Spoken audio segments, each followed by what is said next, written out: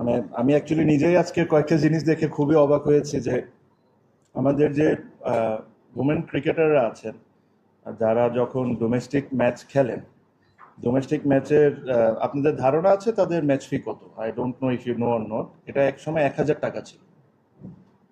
তারপরে এটাকে করে একটা প্রপোজড 5,000 টাকা পর্যন্ত করা হয়েছে, যেটা আমার কাছে মনে হয় যে এটা কোনোভাবেই ঠিক না।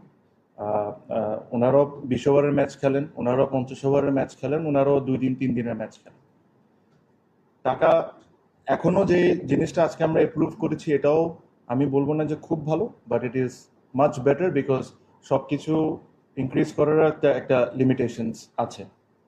এখন থেকে তারা T20 ম্যাচের জন্য যেটা এখন পাবেন হলো 10,000 টাকা করে, ওয়ান ডে ম্যাচের জন্য তারা পাবেন 15,000 টাকা করে, লঙ্গার ভার্সন 2 ডে 3 ডে 4 ডে এটার জন্য ওনারা পাবেন 20,000 টাকা করে, যেটা আগে হয়তো বা 8,000 বা এরকম কোনো কিছু একটা ছিল।